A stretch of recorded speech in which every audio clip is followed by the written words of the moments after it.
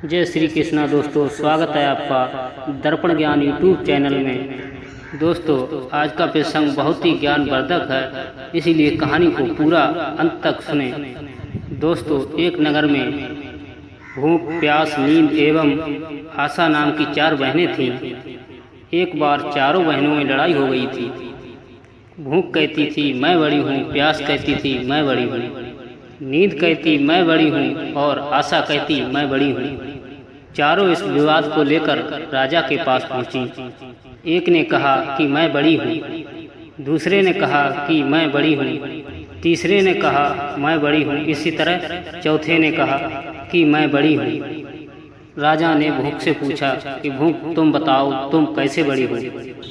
तो भूख ने कहा मैं इसलिए बड़ी हूँ क्योंकि मेरे ही कारण घर में चूल्हे जलते हैं, अच्छे अच्छे भोजन बनते हैं और जब थाली सजाकर दी जाती है तब मैं खाती हूँ, इसीलिए मैं सबसे बड़ी हूँ। यह सुनकर राजा ने तब अपने सैनिकों को आदेश दिया कि जाओ, राज्य के प्रत्येक कोने कोने में यह घोषणा कर दो कि आज से किसी के घर में चूल्हे नहीं जलेंगे। फिर देखते हैं जब भूख को भूख लगेगी तो वह क्या करती है। पूरा दिन बीत गया, पूरी रात बीत गई। जब सुबह हुई तब भूख को भूख सताने लगी तो वह इधर उधर भोजन को तलाशने लगी। जब उसे कुछ नहीं मिला तब वह भूख के कारण घर में पड़ी बासी रोटियों को खाने लगी। प्यास यह सब देख रही थी, वह तुरंत राजा के पास पहुंची।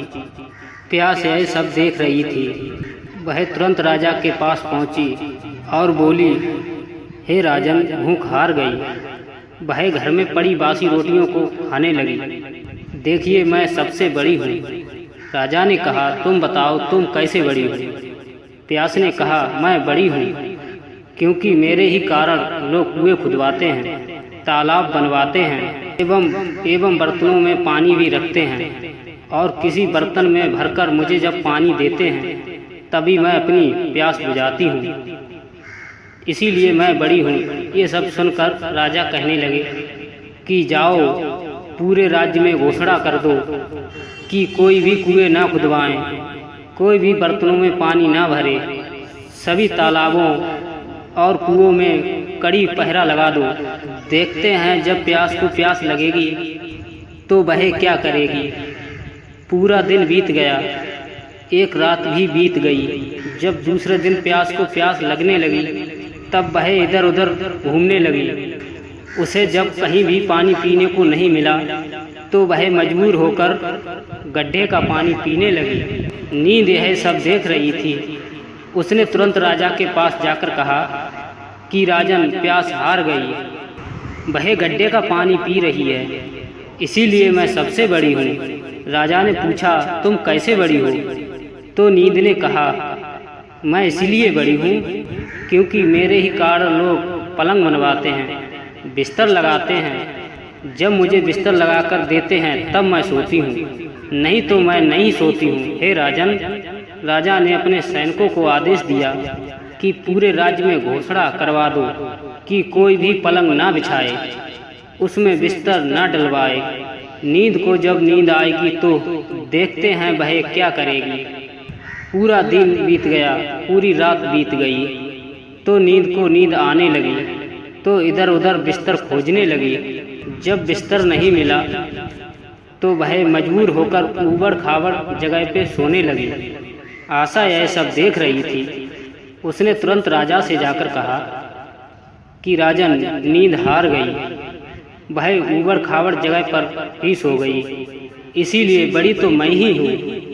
राजा ने पूछा तुम कैसे बड़ी हो?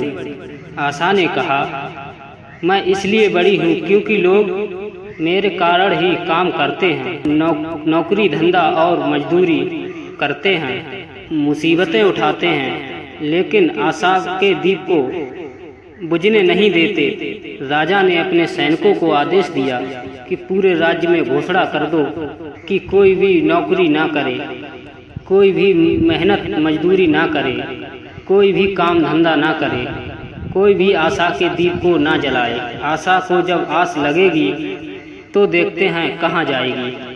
पूरे दिन बीता, आधी रात बीती। जब आशा को आस लगी तो वो इधर उधर गई, लेकिन चारों तरफ सन्नाटा था। सिर्फ एक कुम्हार टिमटिमाते दीपक के प्रकाश में काम कर रहा था।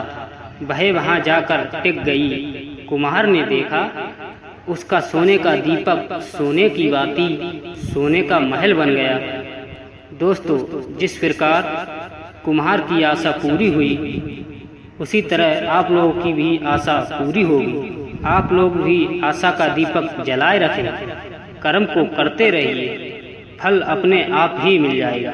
दोस्तों, आशा करते हैं यह कहानी आपको प्रिय लगी होगी, तो इस वीडियो को लाइक, शेयर, सब्सक्राइब अवश्य करें। जय श्री कृष्णा।